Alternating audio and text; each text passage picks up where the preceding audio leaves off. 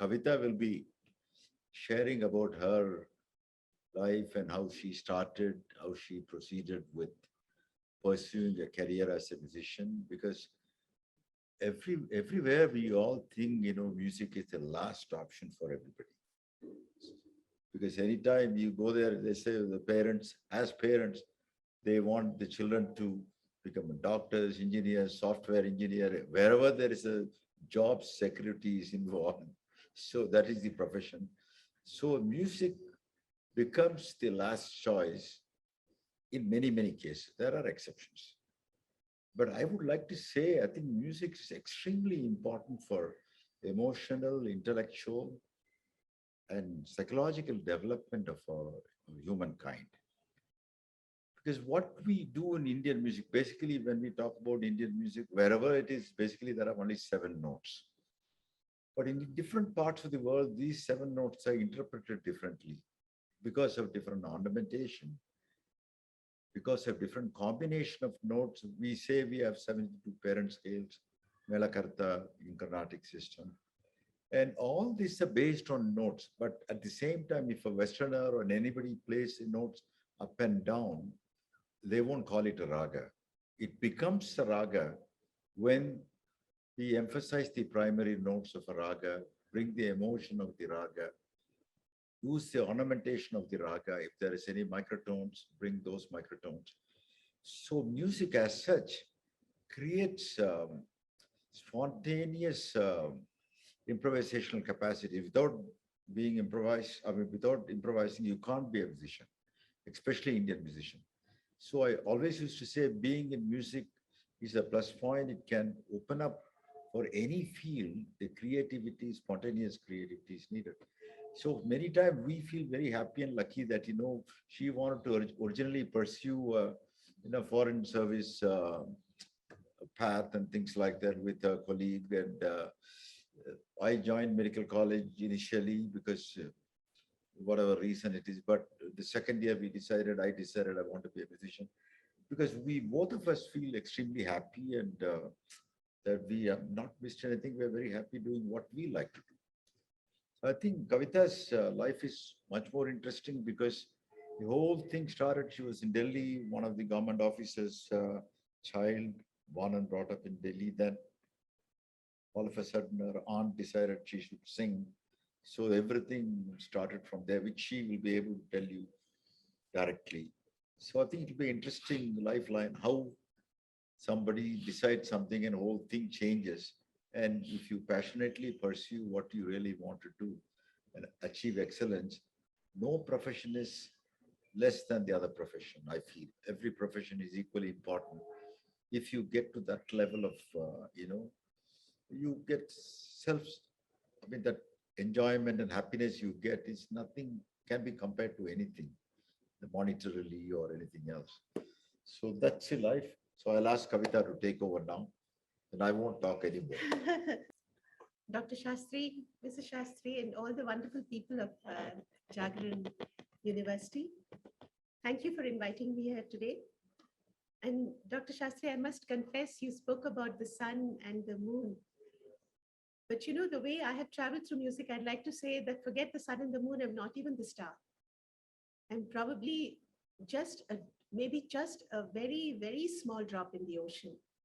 Because the kind of people I've grown up with and the kind of musicians I have met and worked with, including my husband, I just feel that I'm lucky to even have made my presence felt this much, just an iota, because it's a vast ocean and I really don't claim to know much.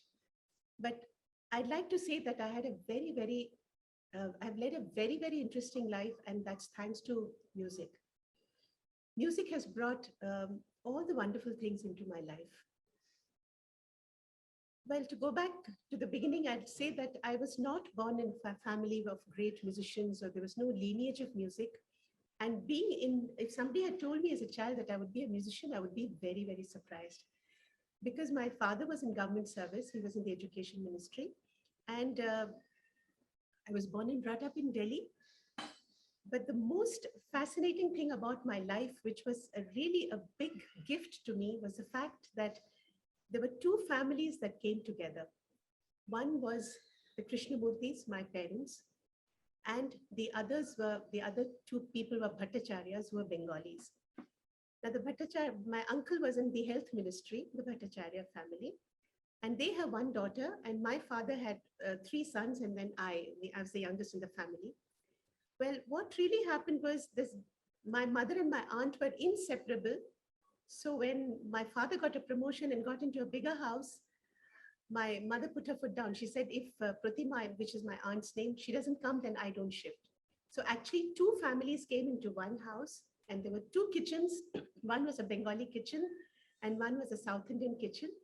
But I grew up with both these cultures. So it was just very strange that I would speak in Tamil and then I would speak in Bengali. And at the same time, since I was in Delhi, I would speak in Hindi. And some of my friends were Punjabi. So I think when I was very, very young, I realized that I didn't belong to any particular state, and which was emphasized much more when I was in Bombay and I sang in different languages, and Bollywood helped me to reach people all over India. So I'm one person who can really seriously claim that I'm an Indian and I'm not a Tamilian or a Bengali, or I don't belong to any state. And I think that's the gift which both these families gave to me. And I realized at a very young age how important was to feel an Indian and be able to reach people from the different states in this country. Well, uh, I don't know. I hope my life story is not made too boring. There are a lot of things that happen, but the things that happened as a child was very, very like a very normal government kid's life. But the fact remains that both the families loved music in a very quiet way, since there were no performers, and decided that I should learn music. And so did my siblings. And I used to go to Kalibadi, which was right across my house, and started learning Tagore music because the teacher there was from Shantiniketan. So when I was 7, 8 years old, I started learning Tagore music, and there was a competition there during Durga Puja. And I happened to win the first prize. So that kind of convinced my family that I could sing a little bit. Continued singing. I and my brother both used to sing, and then we joined All India Radio, and I sang for All India Radio, and I got my 5 rupees for my first song, and so on and so forth. But I really didn't want to be in music. I had stars in my eyes because I wanted to travel to exotic places. So I thought Indian Foreign Service would be the right job for me. So I and my friend, both of us in school, decided that we would write the IFS exams. But this is where destiny plays such an important role.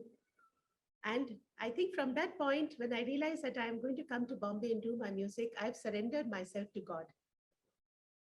And that is, apart from music, the most important thing that happened in my life is the fact that the moment I decided there's a God above me and I surrendered, it looked as if God was throwing the torch in my path and showing me all the twists and turns, and all that I had to do was just walk obediently on that path without any questions. And I think for many, many years in my life, that's what I did. And the person who reached me through God was my aunt, Pratima, my Bengali Mamuni. I call her Mamuni. Mamuni just got hold of my hand and she said, I see the future of you in playback music, and I'm going to take you to Bombay. And the only contact point we had in Bombay was Hema Malini. Hema Malini grew up in the same neighborhood.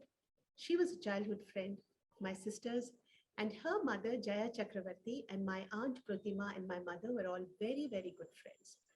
And by the time I finished school, Hema Malini was a big star. She was a sapno ki, she was a dream girl. Well, in between, I would come to Bombay during my school days also just for short trips, and I would sing here, I would sing there, but it wasn't decided that I wanted to be in music. Anyway, ultimately I came to college. I was in St. Xavier's, Bombay.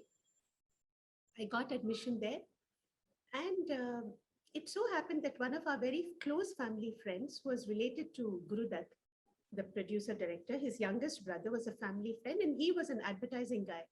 So the moment he saw that we were in Bombay, he said, well, you have to sing jingles. Come, since you'd sing jingles and you'll make money so you can cover your expenses in Bombay.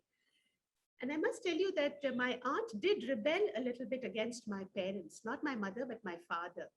My father was in the education ministry and very much dealing with also grants for, musicians and stuff like that. And one day he called me, he said, you want to sing, I admire that. But would you want to be in film music in Bollywood? And God knows what kind of an audience you'll get for Bollywood. If you want, I can send you to Ustad Amir Khan Sahab in Calcutta. Why don't you pursue classical music? I was too much of a child. So my aunt just said, no, Mr. Krishnamurthy. She used to call my dad Mr. Krishna. No, Mr. Krishnamurthy. I see her future in playback singing. And you've told, since she's a child, she's been my daughter. You take my daughter, but I'm taking Kavita to Bombay. And that's how I reached Bombay with his, with a little bit of rebellion. And then she wanted to make sure I was financially independent. So I started doing a lot of jingles. And the very first jingle I sang was a jingle called Amul Spray. And the Bengali and the Hindi version was being sung by the famous Geeta Dutt. Well, I sang the jingle.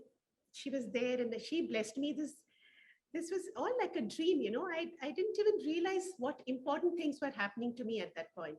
I just knew, yes, I have to practice my music. I have to go to college. Like an obedient child, I have to do study. I have to do my music. That's all. No questions. I think I must have been probably a little dumb. I don't know, but I was very obedient. But anyway, finally, I was singing jingles. I was singing in college, and it was in college day function that Mr. Hemant Kumar also heard me singing.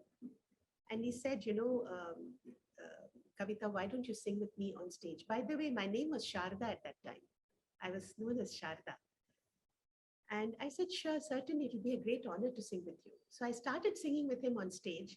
And I remember after a couple of concerts, when I went up on stage, the audience kept saying, Titli udi gaiye, Titli udi gaiye. So I didn't understand. Then I realized there's a very famous singer called Sharda who used to sing for Shankar Jayakishan. And she has sung Titli udi. So I had to go up on stage and say, I'm not the same Sharda, I'm a new singer, etc., etc. So Hemanta came and told me, nay, all this won't do. You better change your name so that there's no confusion. And overnight, my aunt said, okay, my sister's name is Nandita. So she said, she's Nandita.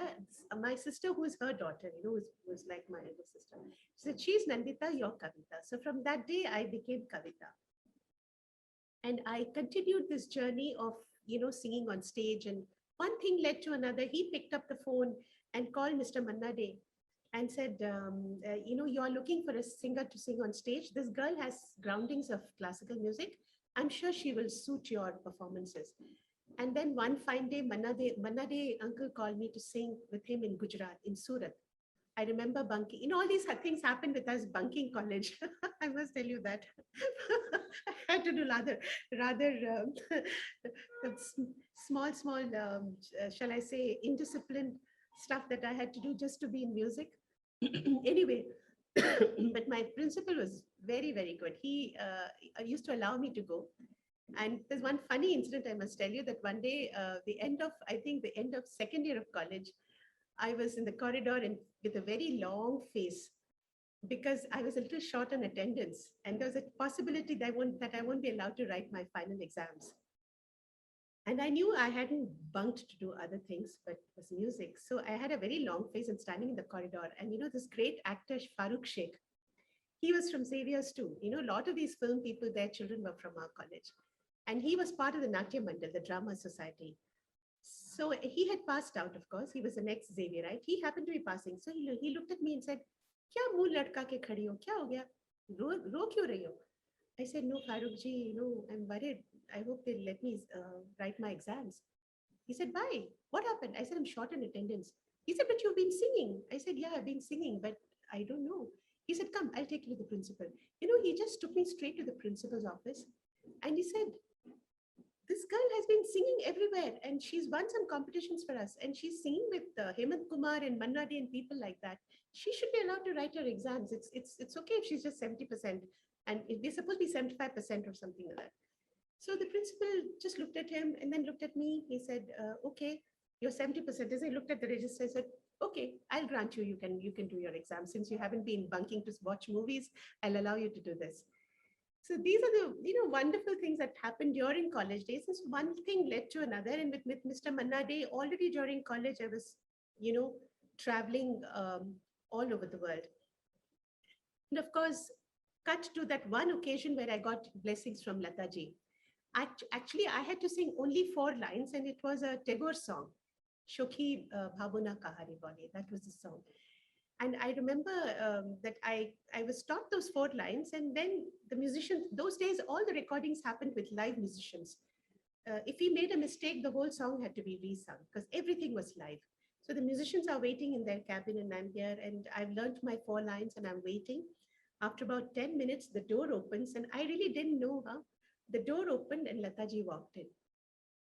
I just looked at her. She has been my Saraswati, my icon from the time I knew there was this beautiful angel's voice which comes on the radio.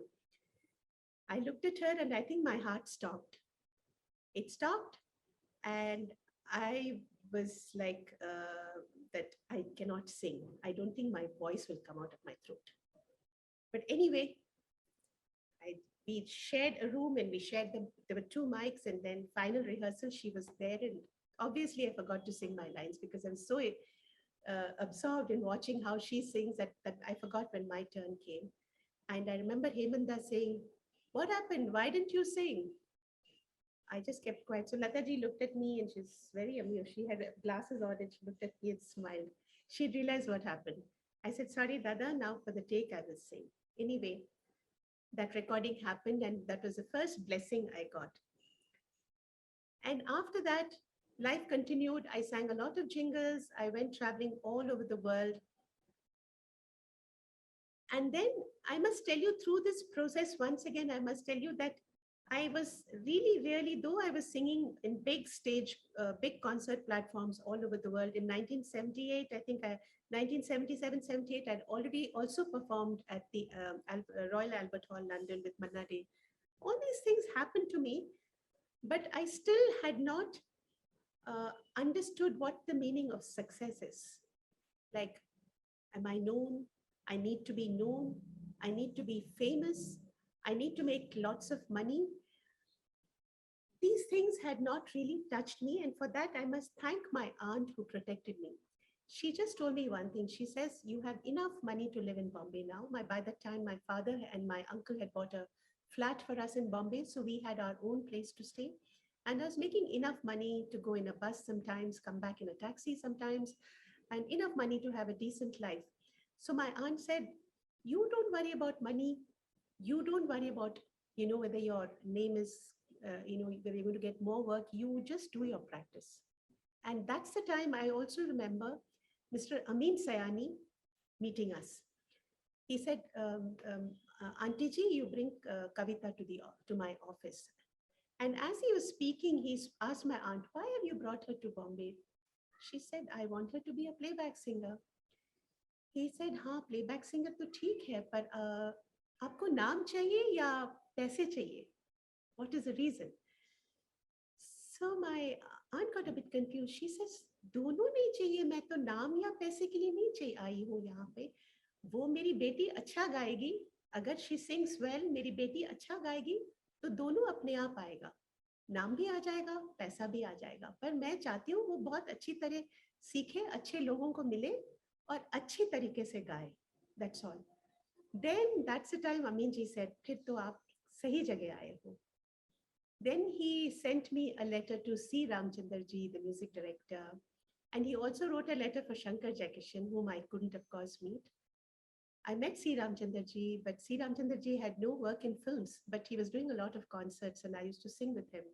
So one by one, I realized that I was meeting all the people whom I had heard of in the radio. The radio would say, "Abhi aap C. Ramchandar ji, abhi aap Khayyam साहब का गाना सुनेंगे, आप O.P. Nayyar जी का गाना सुन रहे हैं." The lyrics written by Majru Sultanpuri, lyrics written by Anand Bakshi. And 1977, when I got a call from Lakshmikant Pyarelal, to whom Hema Malini's mother had made an introduction about me. They called me up and they said, "Can you come to Lakshmikant's house? There is a recording, but we must tell you the song is going to be sung by Lata Mangeshkar. But we need a dummy voice because for the shooting, we need a female voice to emote for the actress. So you will be singing for the shooting. Ultimately, Lataji will sing the song." We said, "Yes, certainly, this is a good learning ground." So I went to Lakshmikantji's house. And Anand Bakshi ji was there, Pyare Lal ji was there, Lakshmi Kant ji is there. And I just got super awed. I just said it was like seeing Brahma, Vishnu, Mahesh, all these people, all gods. So I was really, really overwhelmed. But anyway, uh, those were the times when I really used to think that tomorrow I just won't be able to sing. I was so scared of public singing, you won't believe this. Now, when I look back, I think that I've done 50 years of singing, and I just think, how did I sing in public? How did I sing in front of people? When all the time I just wanted to run away, and hide myself. I was that kind of a person. But all my thanks goes to my aunt, who was like a shadow behind me, telling me, you need to sing, you can do it, you can do it. She just used to stand there. She used to make all the food that I like to eat. She would allow me to get all the video cassettes that I wanted to in my free time at home to watch. And, she was like I don't know, like a tigress protecting her cub. The only thing she wanted me to do was to sing. And I remember those days, she also used to take me to Mahalakshmi temple. And after seeing the deity, there's a beautiful place where you get nice cutlets to eat. And there's this ocean, the sea. She would sit by the ocean because I used to keep saying, Mamni, can I take a train back to New Delhi? And, in those initial days, then she would say, look, no train to Delhi. You and I have to stay in Bombay. You have to make your career. You have to sing. How many hours she spent talking to me. And those were the moments when when I look back, I realize how much she protected me and how much she brought me to the point where I was in front of a mic singing a song with 100 musicians, with Lakshmikant Pyarelal and Bakshi Saab writing the words for me. And and I know that this song is going to go to Lataji's house, and finally Lataji is going to hear my song, and then finally she will dub. And this went on for so many years till I got a song which was kept, my very first song in Mang Bharo Sajna. Now, this process went on and on and on, but I'd like to tell you that the most important thing in all these years is the number of people I have met. Sometimes there was a time when, after seeing live with live musicians, there was something called dubbing, where technologically things changed, where you could come and just do your lines and leave. So those days we were able to do 4 songs a day. Sometimes we even did 5 songs a day. And it became a habit to pick up songs, sing it, and leave it. So sometimes in a day, I would meet 4 different music directors. And 4 different music directors meant 4 different personalities, probably 4 entirely different kinds of songs that I had to sing in one day, and 4 very, very different range. One thing about playback singing, I realized when I was very young, that because Lataji and Ashaji had set a precedence, if you didn't have a wide range, if you were not able to tackle the very, very high notes, then because even the scales were selected according to the male voice, because it was always a hero-dominated film. And Lataji and Ashaji had enough capacity to sing in any scale, whichever scale Rafi Saab sang in, whichever scale Manna Dey Uncle Singh sang in. Lataji and Ashaji had no problem. They could sing with Kishorda, they could sing any range. So I realized that if I wanted to be a playback singer, if I didn't work on my range, then it would be difficult. So the only way to experience that is, learning Hindustani classical music and doing your practice is one thing, which gives you a fantastic foundation. But there are 3-4 things which were very important. One, you go into the studio. If you take hours to learn a song, then the music director gets really very irritated, because he doesn't want you to take 3 hours to learn a song. You really have to learn the song very quickly. And that becomes a habit. After the first few times, I realized that I was able to pick up songs pretty fast. Like, there were times when I would go write the words down, learn the song, listen to the track that's got recorded, mark my points where I'm coming in, and the whole thing, and then go and sing the song. And if it was a very easy song, I could do it in 1 hour. Which is a very difficult song, in 1.5 hours, the song was done. So that becomes a habit. And that happened only because I was singing with so many different people. Morning, I would go, they would say, this is a very sad song, and the heroine is being pushed out of her house. She's been thrown out by her husband. So it's a very, very sad song.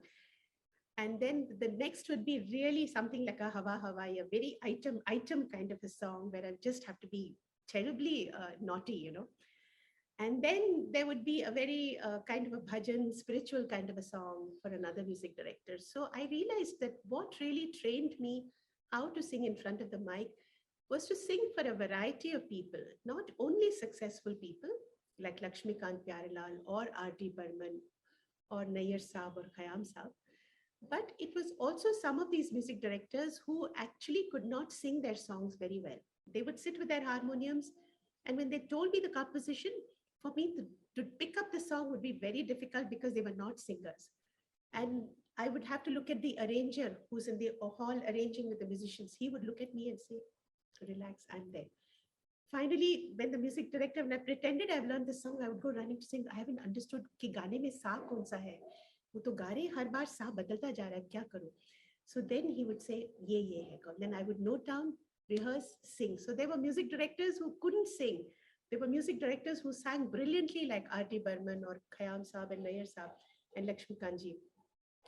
And also there were some music directors who hadn't even composed the song. You know, the composition was made by somebody else. But this adaptability to be able to sing for different music directors, and sometimes you're singing a Hindi song, the next song could be a Nepali song.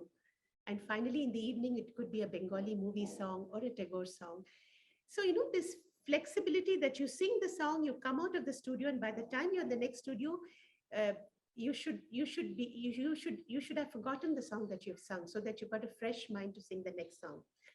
Sometimes certain songs stayed in your mind, haunted you, and it was very difficult. But still, this flexibility, this adaptability, the number of people I met from different parts of India, the different ways of teaching me a song, the different scales, the different moods, and the different kinds of heroines. If it was a successful film that was a Sridevi or a Madhuri, you knew for a Sridevi what you have to do. So all these things, I never imagined when I learned music and I came to Bombay that I would be able to do this, because when I sang Hawa Hawai, there was a certain amount of acting element. And I must confess, Hawa Hawai was not supposed to be my song. It was my dubbing days, and I have a feeling Asha Bhosle was supposed to sing that song because it was Sridevi ji's first big movie. And Asha ji was supposed to sing the song. So they said, Kavita ji, dubbing ke liye aap ga dijiye. Okay. Now, dubbing ke liye ga rahi hu, but I'm going, after the rehearsal, I went home, I went to Lakshmi ji's house, I learned the song, came home, and whole night, literally even 12 o'clock, I remember I was doing, because I had to sing it the next day. So this went on, and I'm sure my aunt must thought I was a little cuckoo. But anyway, the next day, the studio, we had about 4 words, Chi Hua Hua, I think I had Honolulu, and then I had Hong Kong, and I think I had one more word, Asitusi. But then as the door opened, the singer's cabin opened, the musicians would all come and say, Namaste Lakshmi ji, Namaste Kavita ji, whatever. He'd say, Acha, kya yaar, ek do word dena yaar, isme bahut kam ho raha hai. Kya hai? Asitusi ke baad kya bole? Asitusi ke saath lassi chalega na? ठीक है ना? चलो कविता जी लस्सी note कर लीजिए. लस्सी पिस्सी note कर लिया. Then Hong Kong है तो किंग कॉन्ग भी चलेगा. चलो हांगकांग के बाद किंग कॉन्ग नोट कर लो. Then finally at 2 o'clock, I remember Javed Akhtar Saab coming and saying, Lakshmi ji, last night at 12 o'clock at night, सोते वक्त मुझे एक fantastic word आया, and इसी से गाना खत्म होना चाहिए, opening part. That's Mombasa. It cannot be better than Mombasa. So then Lakshmi ji composed the whole thing. I sang that, then I sang the song, and it was a very funny recording because, you know, as I was singing with the musicians in the hall, I kept on giggling because every time I start, the musicians would start laughing. So then suddenly Pyare Bhai came in. Pyare Bhai does all the music arrangement. He came in and he looked at us very sternly. And he said, "Kya ho raha hai? Producer ka paisa waste ho raha hai. Aap log rehearsal kar rahe ho ya has rahe ho? भाई बहुत serious हो जाइए आप. कितना पैसा waste हो रहा है मालूम? ऑलरेडी 15-20 मिनट का पैसा वेस्ट हो गया है." So then I had to be very serious and sing Hawa Hawai, and that's what I did. I sang the song and then I left, and 2 months later I got a call saying that ye gana aapki awaaz mein rakhenge, we are not dubbing it. We think your voice is suited Sri Devi. I was very happy, but then I told Lakshmi ji, ye gana to wapas gana padega. Kyun? Kya hua? I said, मैंने एक word गलत बोला इसमें. क्या गलत बोला आपने? मैंने कहा पहली बार जानू जो तुमने बात छुपाई था, मैंने जीनू जो तुमने बात छुपाई है बोला. He said, कविता जी, जिस तरह से श्रीदेवी जी ने इसका शूटिंग किया है ना, आप प्लीज देख लीजिए, लगेगा श्रीदेवी जी ने इसको जीनू ही बोला है. यहाँ जानू चाहिए ही नहीं हमें, और आप भी ये गाना दोबारा से गा नहीं सकते, ये गाना ऐसे ही रहेगा. So that song stayed and made a lot of impact in my life.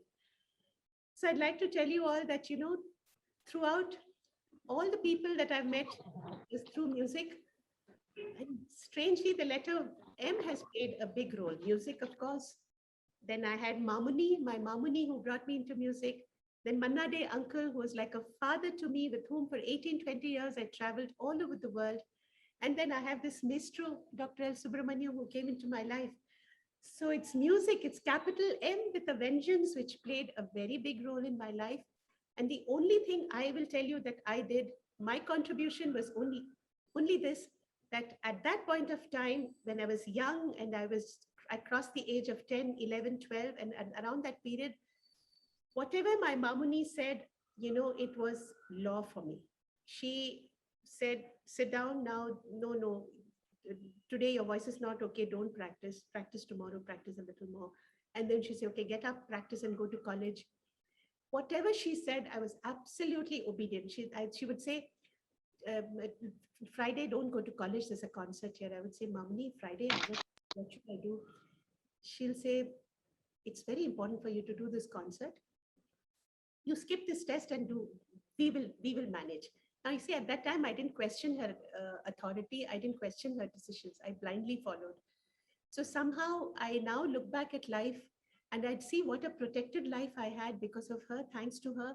And then fortunately for me, when I sang with Hemant Kumarji and I sang with Manna Dey, and subsequently because of Manna Dey, subsequently Nitin Mukesh, who was in college, Mukeshji's son, took me to sing with Mukeshji on stage. Then I sang with Talat Mahmood Saab on stage. I sang with Mahendra Kapoor. I sang with everybody on stage. But at that point of time, I just felt that every time there was this torch being thrown in my path, and left, right, whatever brambles, whatever thorns that were in the path, everything seemed to be just, cleared up for me. And somehow now I feel my contribution was nothing. It's just that I had these fantastic people showing me the right path, protecting me, believing in me. And then very, very late in life, at a time when I had really reached the pinnacle of success and I was a bachelor, I met my husband, who honestly, my friends, my family were very scared because he already had 3 kids. His first wife had died 4 years before he met me in cancer. So when he met me and I married him, I was leaving Bombay. I was leaving everything I knew and I was coming to Bangalore to be a mother for 3 kids and at a very late age to be a wife to somebody. But how God brought him into my life and how my perception of music also changed, because at that time it was only Bollywood, Bollywood, Bollywood. And then when you come out of Bollywood, there was a time when I was questioning, what will I sing? What will I do now? What are the new songs that I can croon? And that time he told me something so important. He said, surely there is some music within you that's left for your own self. That's a little bit of your music that belongs to you and doesn't belong to anybody in the world. You can work for that little bit of music. And then he made me sing with orchestras all over the world, Philharmonic orchestras, which I never dreamt I would. And with some of the great jazz artists, I sang in Lincoln Centers and all the great auditoriums all over the world. So music never stopped for me. I also got a husband who's helped me, who supported me. So now I look back, I see how many people have supported me and helped me all through life to be what I am.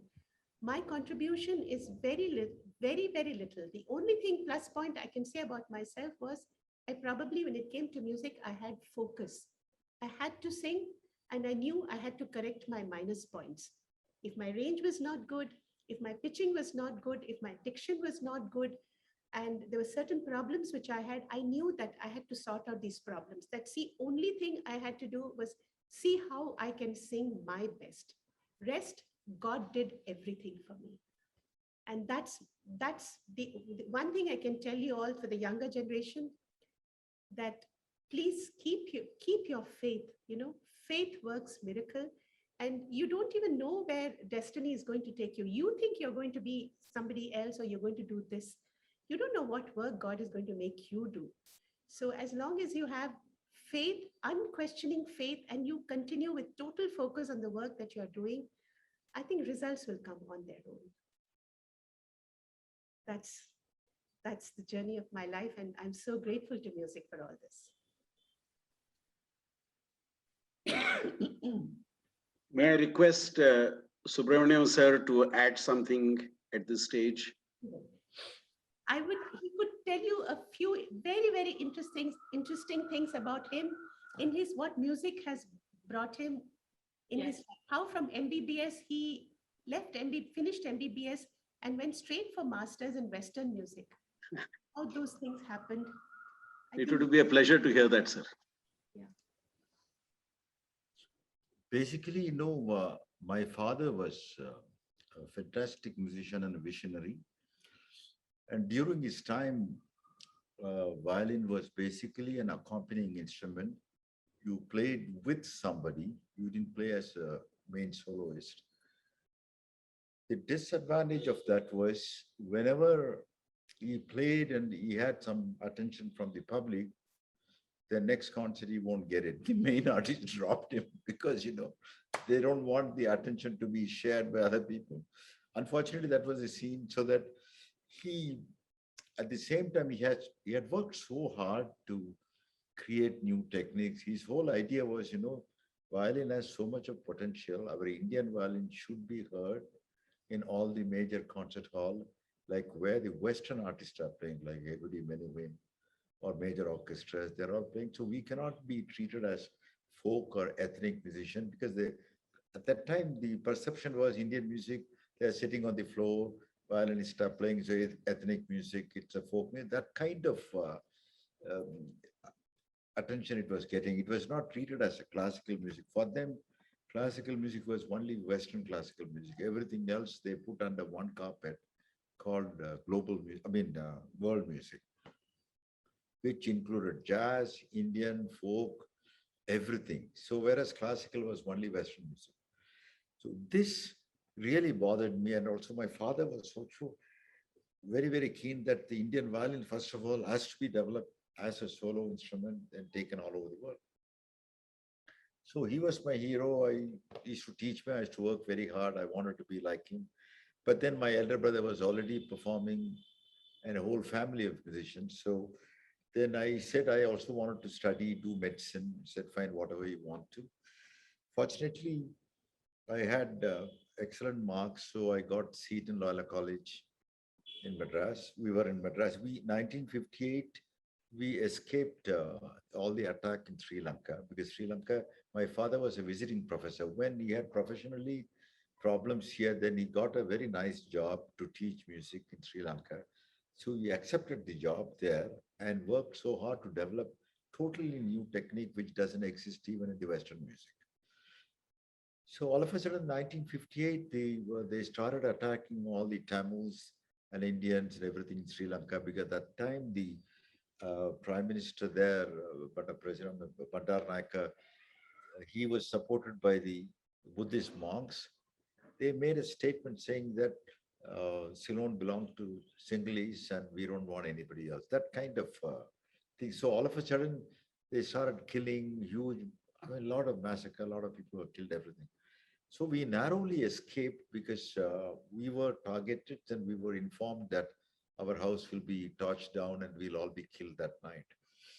So we just escaped in the evening and came, and our friend, my father's friend, I was very small at that time. We came on a ship back to India. So after coming here, it was financially, we had to restart.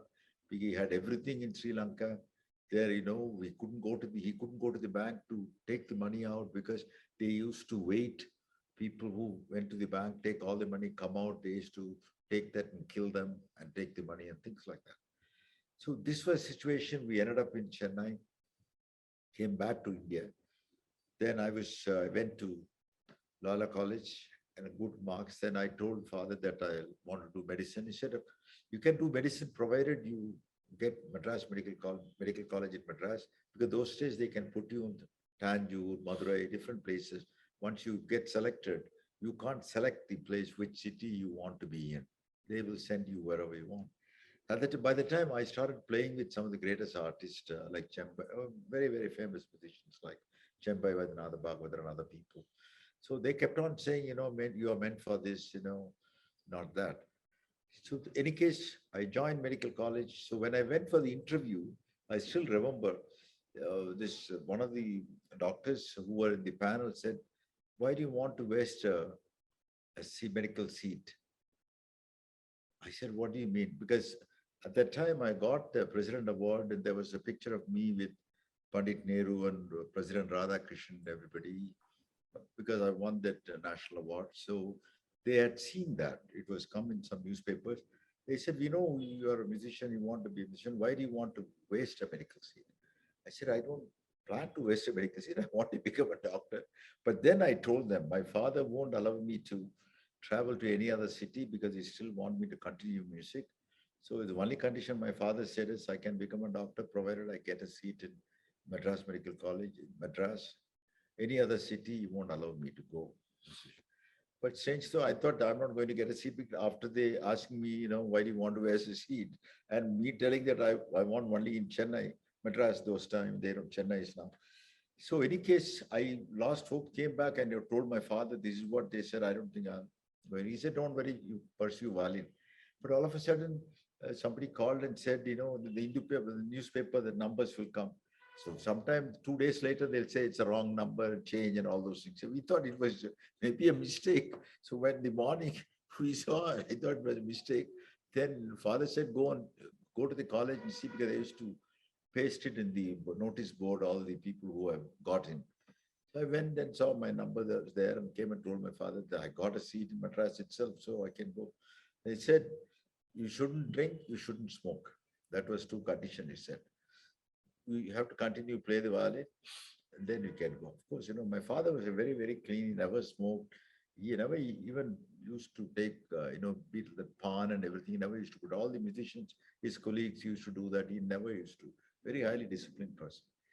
So I went to the medical college, joined medical college, but slowly my desire was I wanted to be like my father. So when I was in second year, my father used to take me to different concerts. One concert, he took me in museum theater in Chennai. This is a little theater where foreigners used to come and play. A Western violinist came and played. He took me to him and say, my son is also playing violin. So he heard me and he said, why don't you send him with me? He can continue, he can do his MA in music. He has great potential. So I'll take him to Germany. Everything will be taken care of. So I was very happy. Suddenly, I'm going to go to Germany, play my music.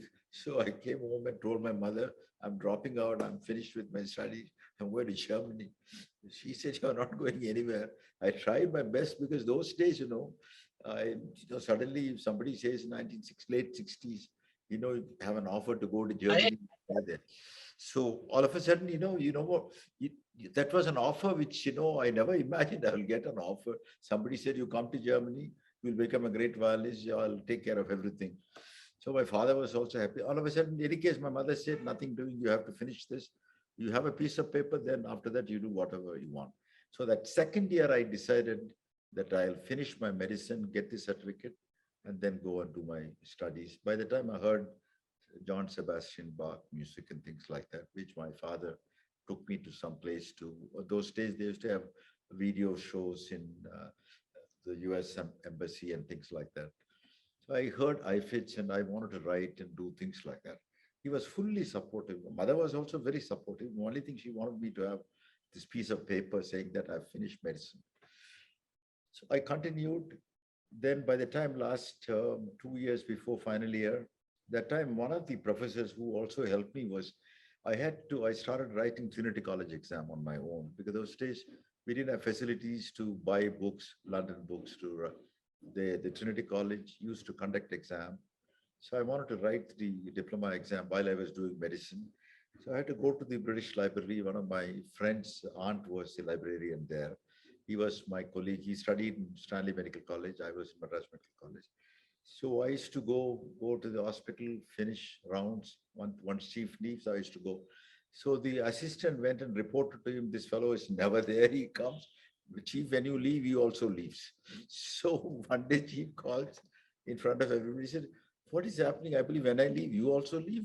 He said, what is happening? He said, no, sir. I mean, I'm writing some Trinity College exams. I have to go to British Library because I don't have books. I can't buy the books. So my friend has been kind enough. So I have to go and read there till 5 o'clock. I can go and read. As soon as I finish my duty, because those days the chief used to come, we all have to go outside behind them.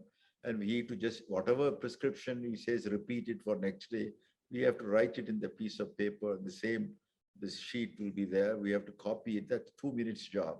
After that, everybody used to be sitting in the canteen smoking and joking and sitting and things like that. So those times I used to escape, go to the library. I had to take a bus to go to Mount Road, go to the library before they close, but make a notes and everything.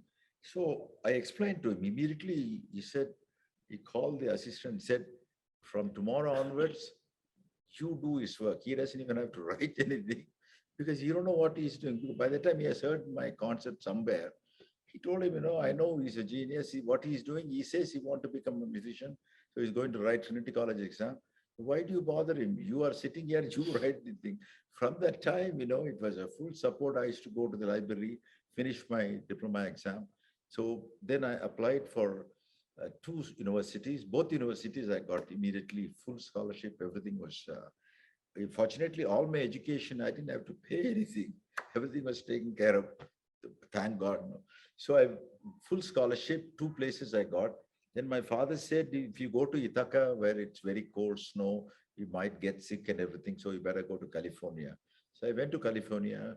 I was so homesick. Within 9 months, I finished all the requirements. Then I finished everything. Then I had to give one concert. So my professor said, you have done very well. If you can do the concert, you can go home if you're sick, homesick.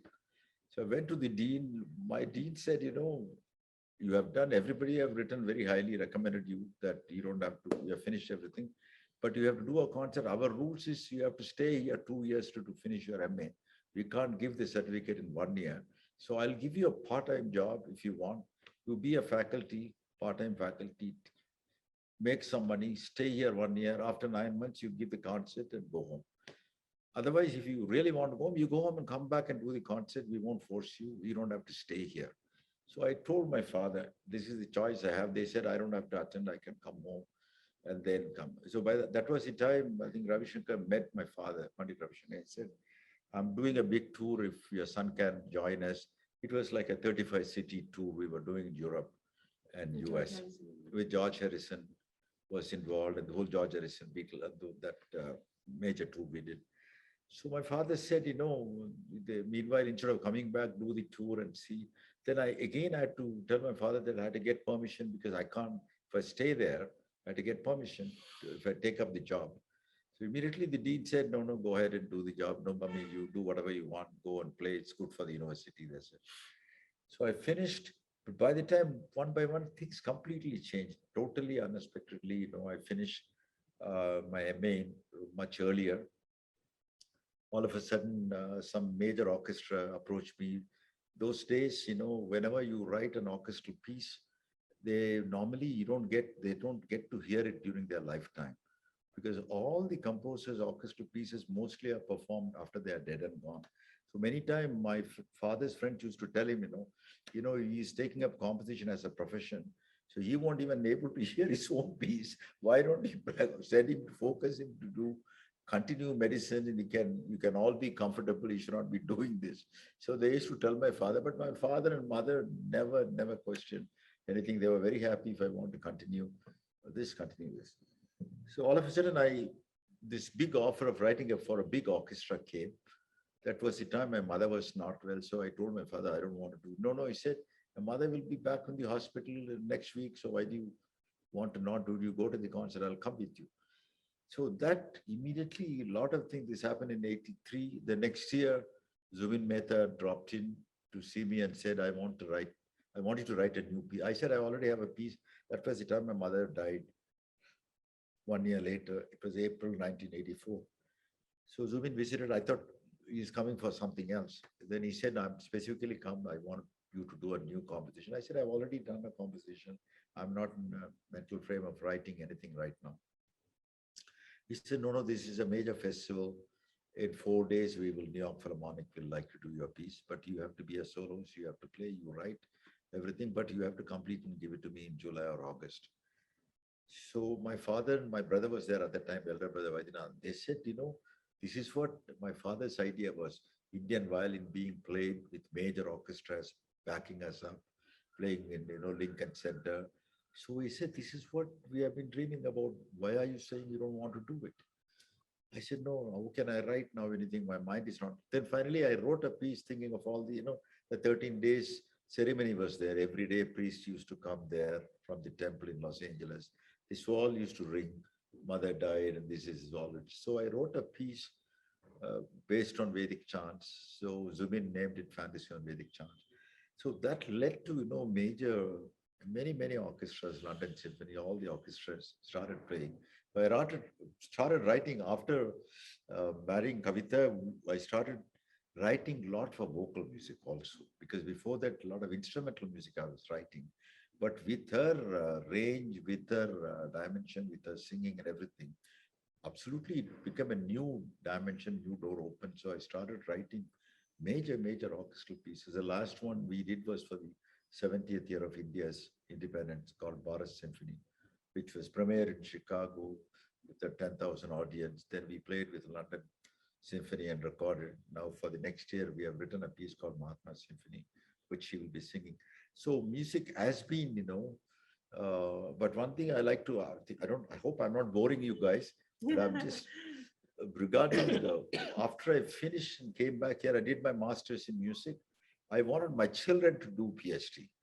So this, I think, Dr. Shastri may not know this. So my daughter, she finished a law. She was very interested. She did some special songwriting courses, Bindu, and she in London, Berkeley, and then she did the London LLM exam, everything. And I said, why don't you do your PhD?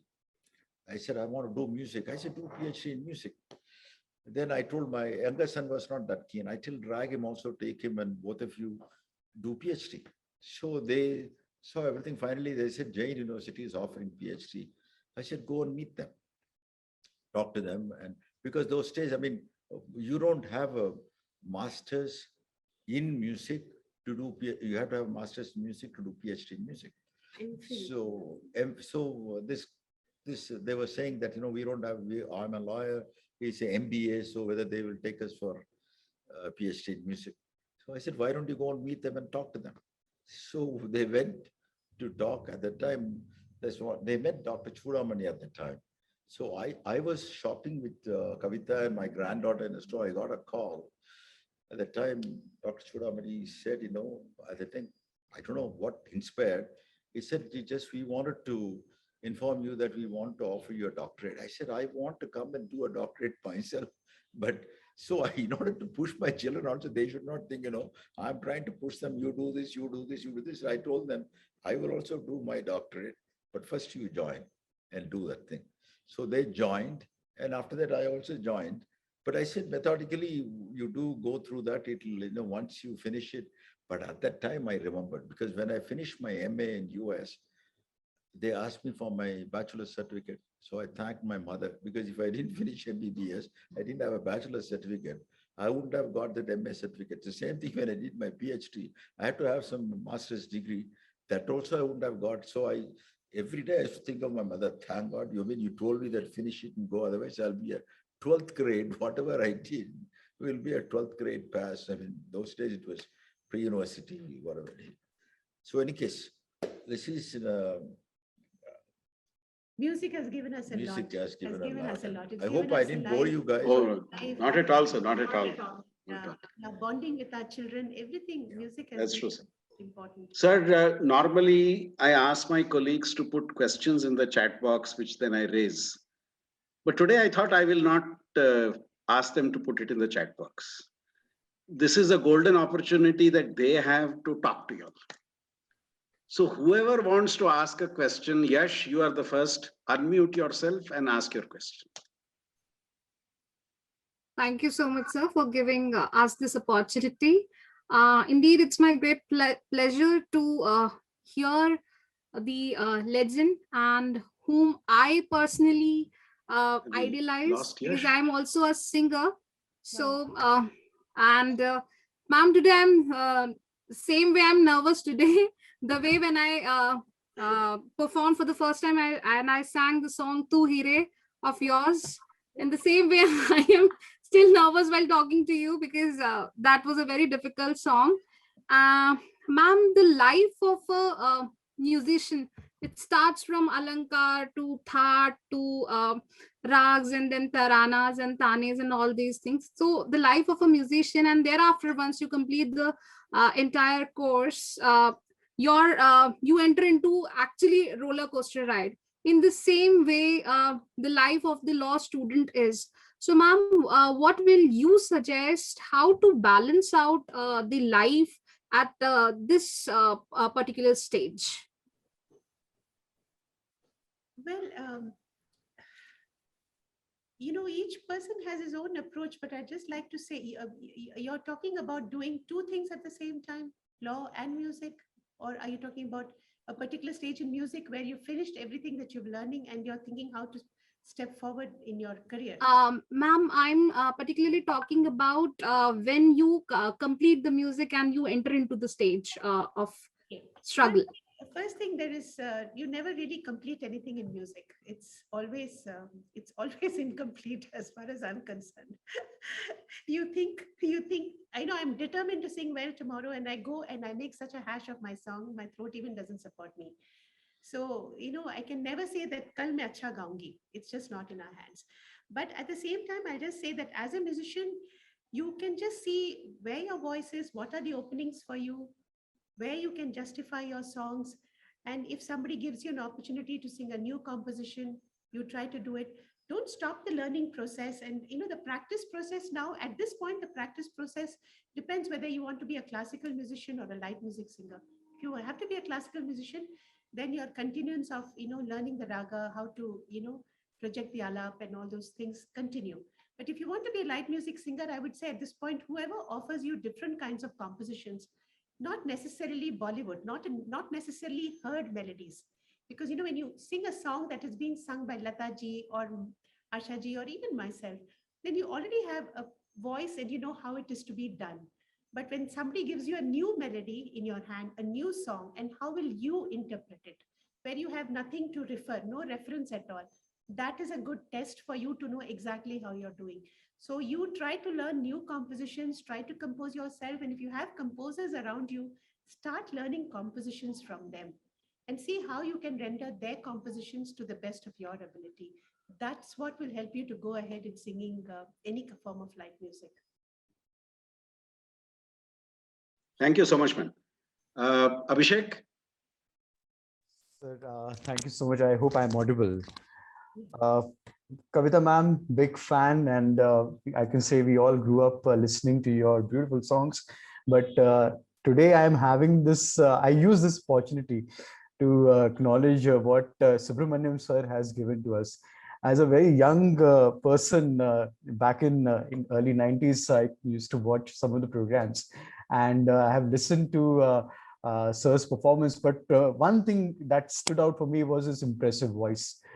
What an impressive voice. And I couldn't understand what you used to say during those days, but it left a lasting impression on me. And today I'm very, very happy and very delighted.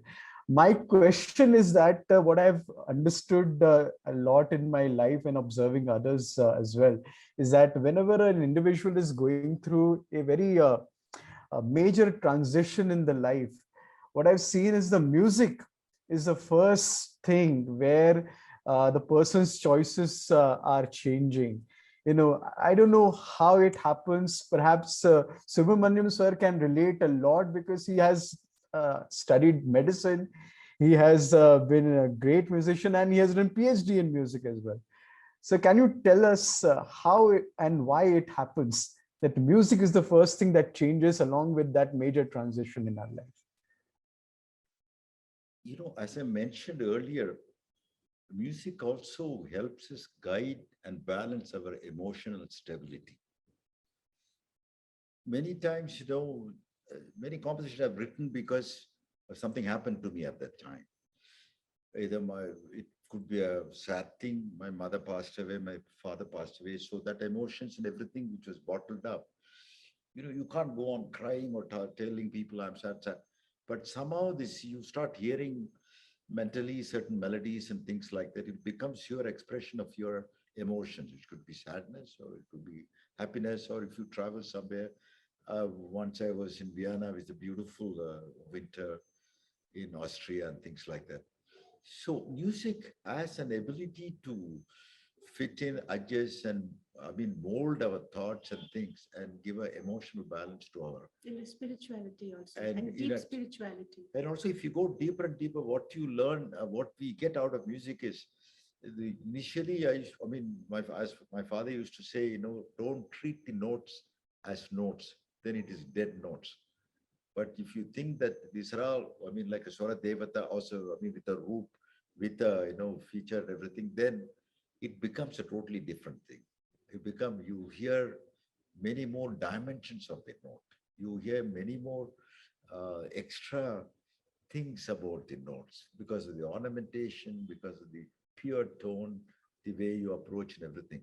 So ultimately what happens, all these things plays a role and mold in our thoughts and everything. So music has been, I know people who, even when they studied for, IIT and everything, many of my friends now, their friends, they used to say, they used to keep their headphone and listen to music and go on studying, or in the background will be music be played softly. Because as you know, one side of the brain, which is important for studies and writing everything, there's the other side of the brain, which is very, very important for creativity, which normally we don't use more than 10-15% of our brain. I'm sure everybody knows that.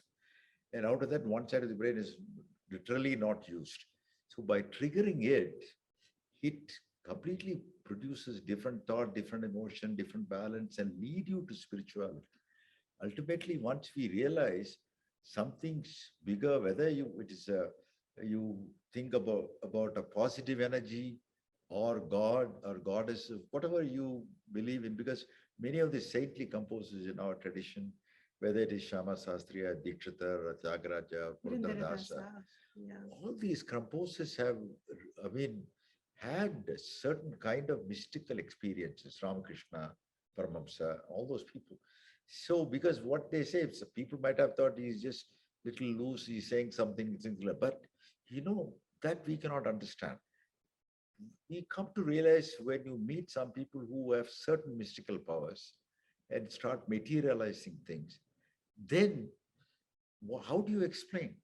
We cannot do that, but we know somebody is doing it. We have seen it, we have received it, and many things. So, there is something beyond this level where you go deeper, which is a spiritual level, then which takes to a mystical level, then you go beyond it and you become, everything becomes, nothing matters. You are in oneness with the Supreme and that kind of feeling. So music is one of the important vehicles which can lead you there. So whatever profession you are in, so it's not going to distract or damage your thing, but it'll always help. That's what I feel. And just one thing I also want to share with you is that, when you watch a movie, like sometimes he sometimes likes to watch occasionally a European movie because if you notice, there are a lot of silences, but suddenly there'll be a fantastic background score which really enhances the situation. So background music, if you see a film without background music and you see a film with a wonderful background score, you will see how music also impacts those emotional scenes, how it brings those emotional scenes to life. So that's why it's something that travels with us all through our lives. That's what I feel. Wonderful. Hamilton Ji. Yeah. Thank you. Thank you very much, sir. Thank you, ma'am. Ma'am, my hearty congratulations to both of you. And I have a compliment for you that what I came through your views is that the frets are there should be in our tasks, but not on the instruments which are around us. So what I would like to know is your sadhana mantra for life.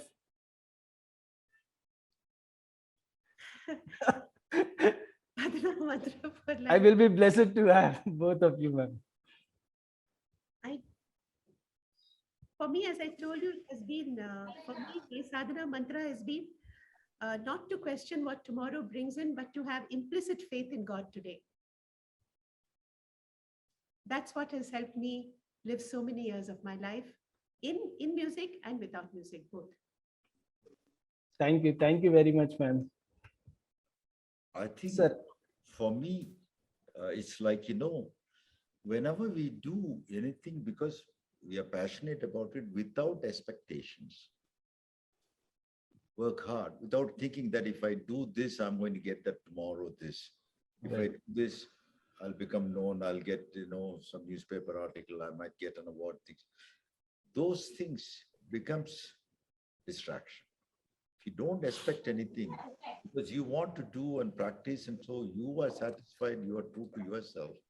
So internally you feel, I want to do, I want to grow, I want to do more and more. That kind of sadhana without expectation should be the most important things for anybody. Expectation leads to failure.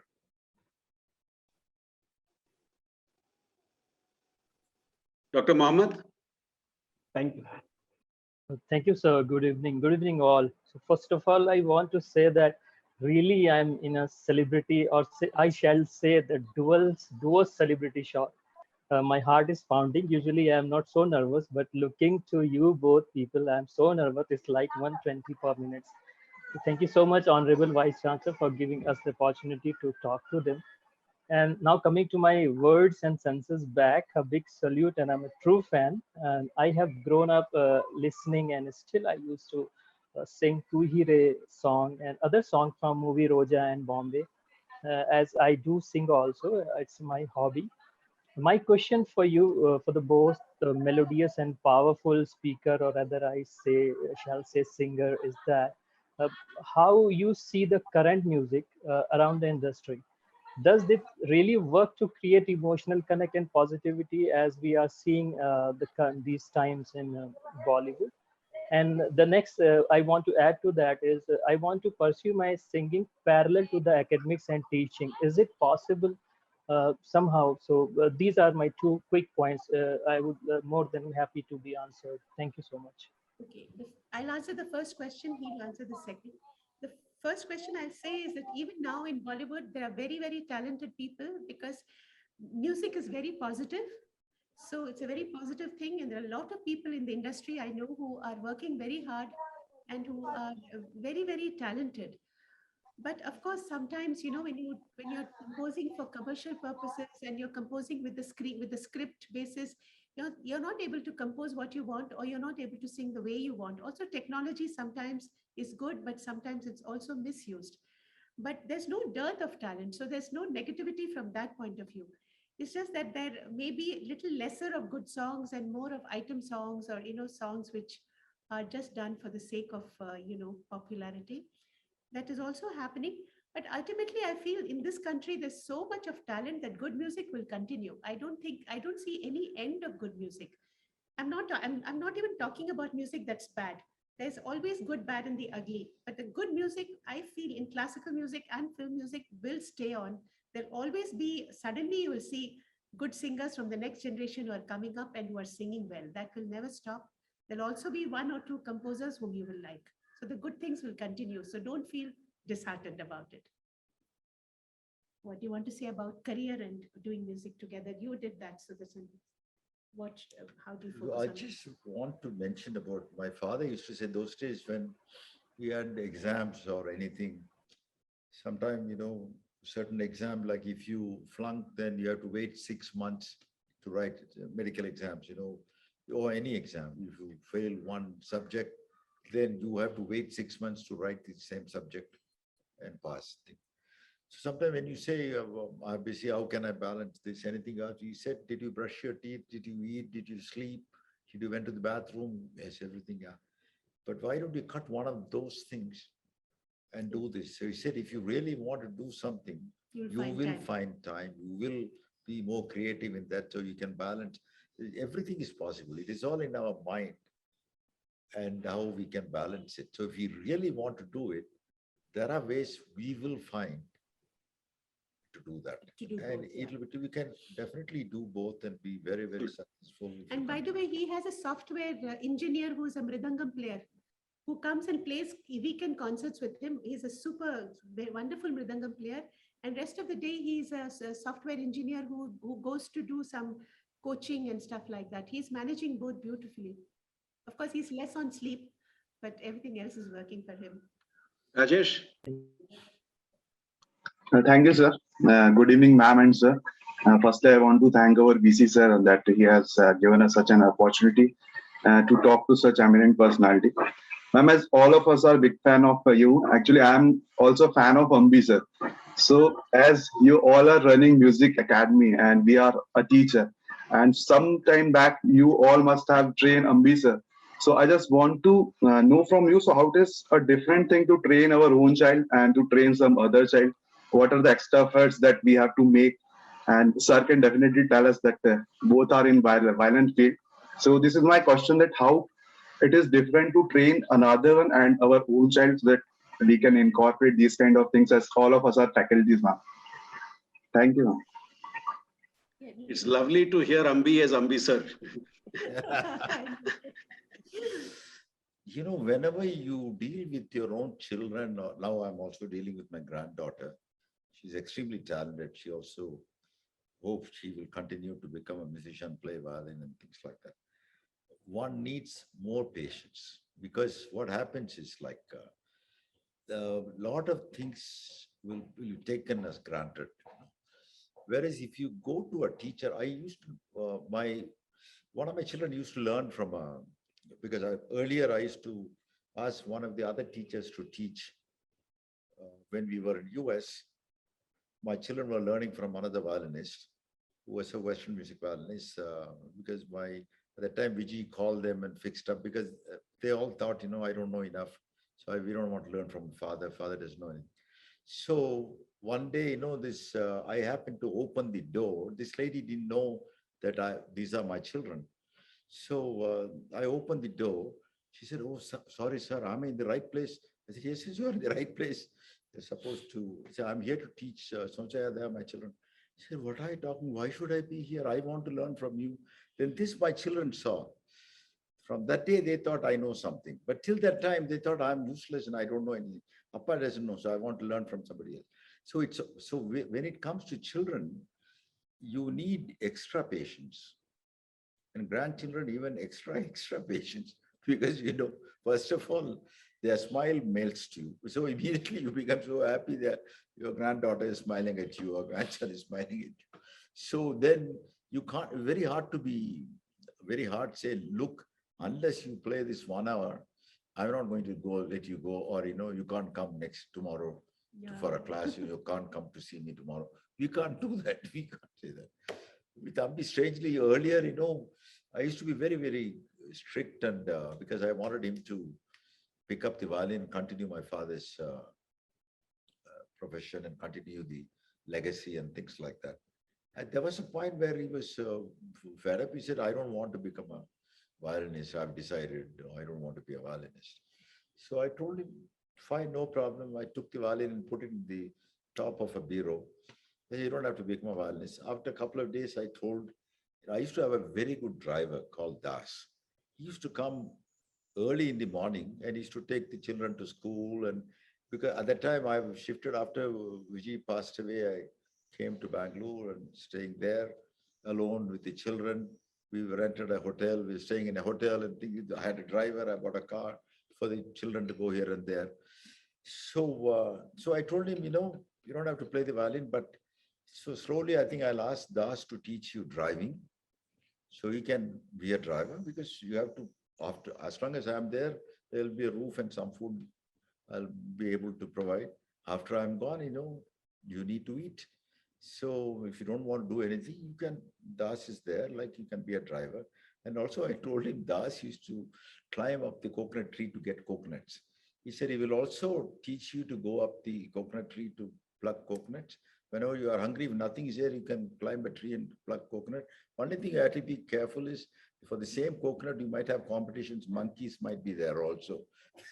The second day, he said, "I want to become a violinist." So he changed the whole thing. So it's like, sometime, what triggers what, we don't know. It's a funny thing, but truly happened. And now if I tell Yeah, him, for 2 days, he really didn't talk. And after 2 days, he says, Appa, I think I'll become a violinist.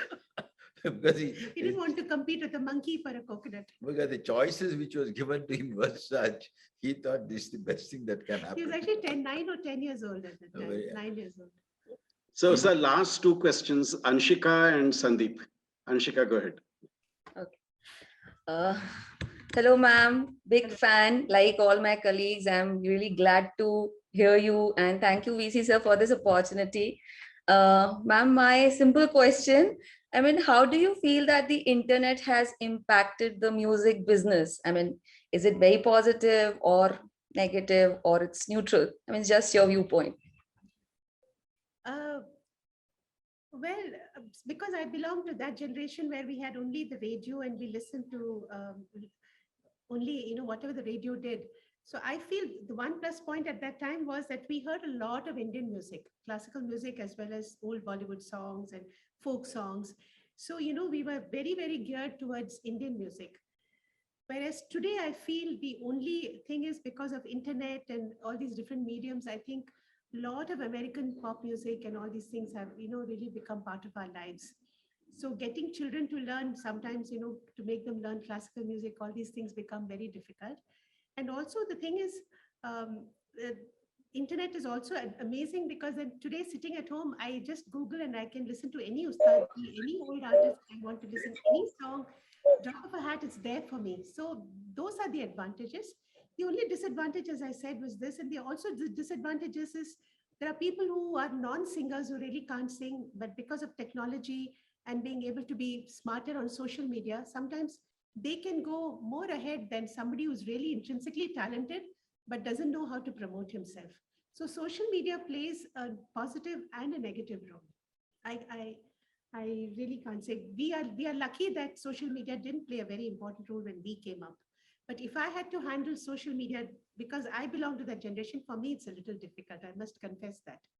If I had to build up my life on social media where Instagram doesn't even allow you to do a piece of music for more than 30 seconds or one, how do you sing a raga or anything? Like Ambi tells me sometimes, is Ma, in 1 minute, what tan, what alap, what musicality do they, can Instagram expect me to do?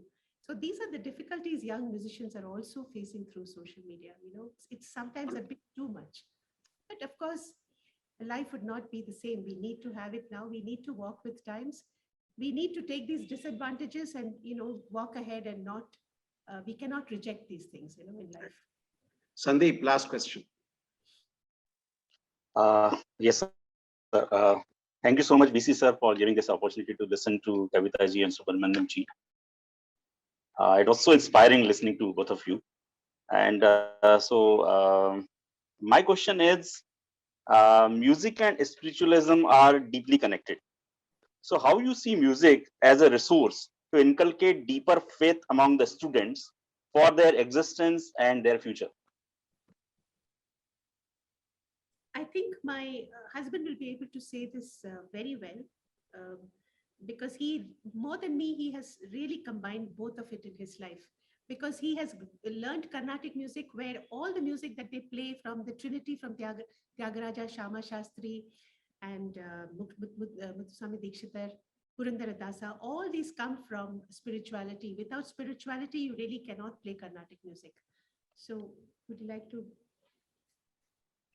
No, as she mentioned, almost all the, historically, if you see music developed from Vedas, 4 Vedas, Sama Veda, the third one was the root of Indian classical music.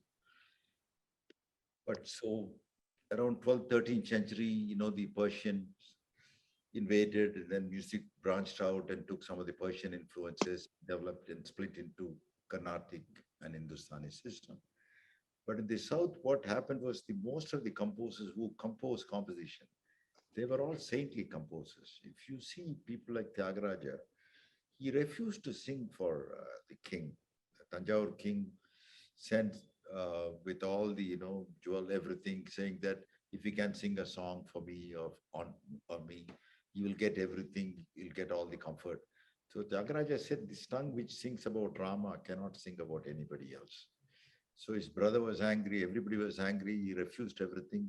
He had so much of faith and belief, and it is when his idols, which he was practicing, doing puja regularly, his brother got wild when he didn't accept all the offers and everything. He threw the idol somewhere in Kaveri without telling him, so that he will never have to do puja again and do things.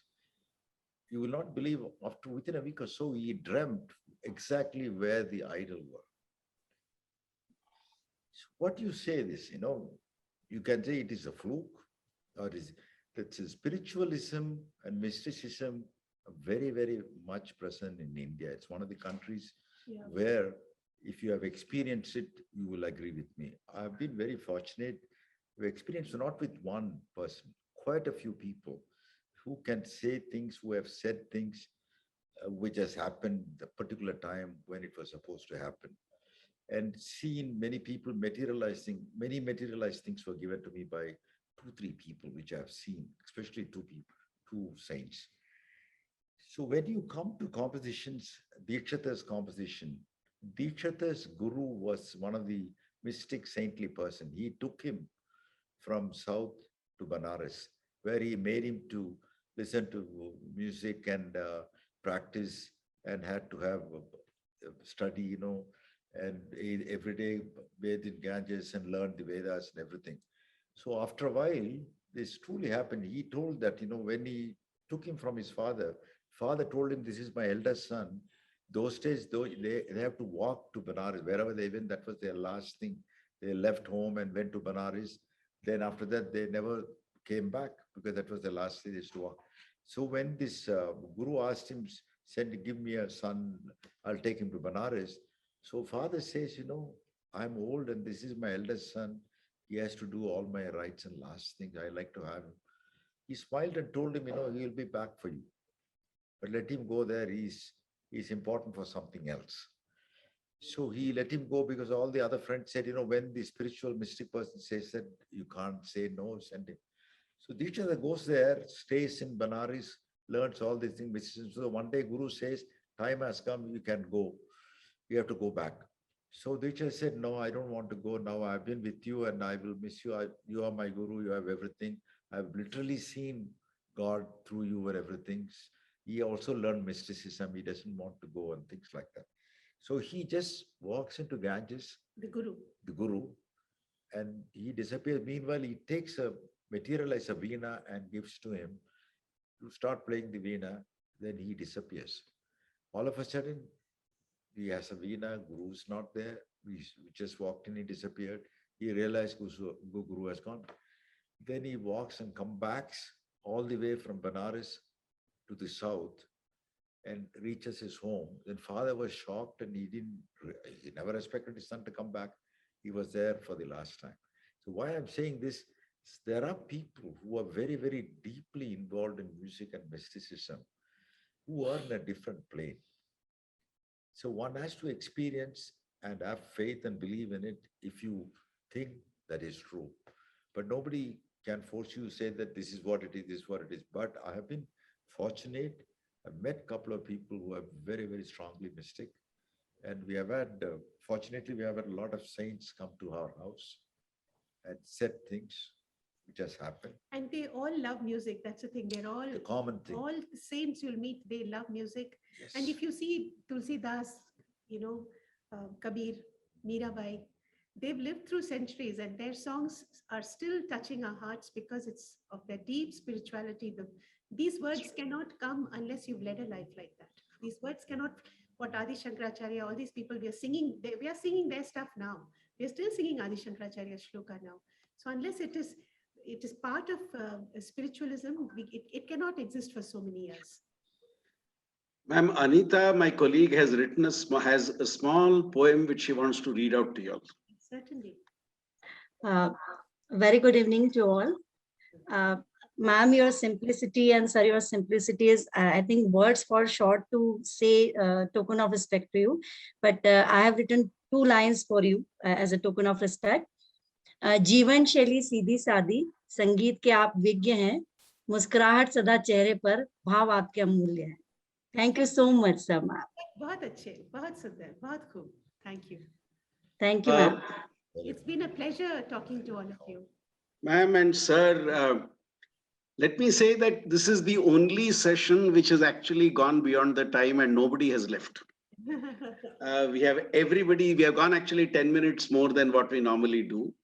But I think nobody has left, and that's a testimony to the greatness of you both and your capacity to. That's why I said in the beginning, I don't think any of my teachers for quite some time to come will forget this evening of interaction that they will have. I'm sure all of them are going to ask for a recording of today's session and keep that with them and listen to it now and then. Ma'am, can I cross the line and make a small request of you? What is it, sir?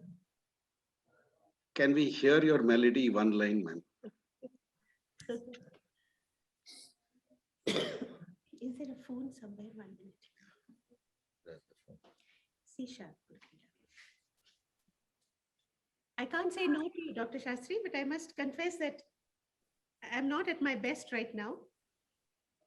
I'm not at my best. I have a problem with my throat, but I'll still sing a line for you. And what I'll sing is, it was basically used as an advertising campaign for literacy and for education, which I sang probably in the 80s.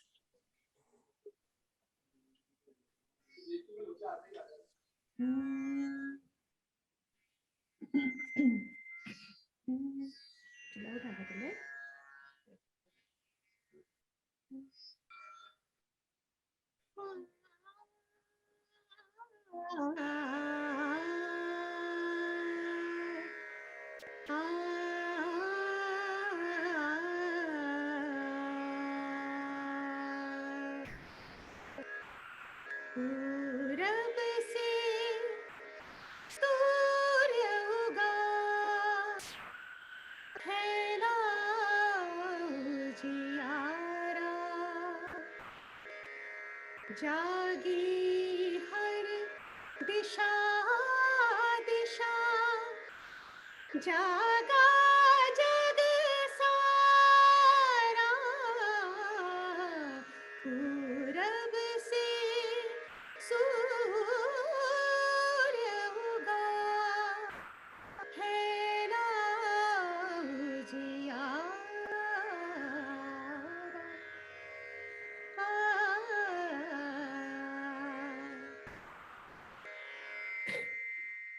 Ma'am, you took us to the hem of heaven with the melody of your voice. Ma'am, I often, having known you all for so many years, I'm wondering in so many different ways you both are role models. You are a role model couple. You are all role model parents. You are role model grandparents. You are role model friends. You are role model colleagues. And I think your lives and the way you have lived your lives teaches those who come in contact with you that those who reach the highest heights of success are always grounded on the earth and are humble and wonderful human beings. And I think you both are examples of that for me. And thank you for having given this time to my colleagues. Dr. Oli, as the one who coordinated this course, I would want you to give the vote of thanks to both of them. Thank you so much, sir, for this opportunity. Ma'am and sir, it has truly been an honor and a privilege for all of us here. And I speak for all my colleagues unanimously that we have had such a wonderful session with the two of you. Your journeys have been so inspiring and they've given us so much to learn from and, apply in our lives from here on.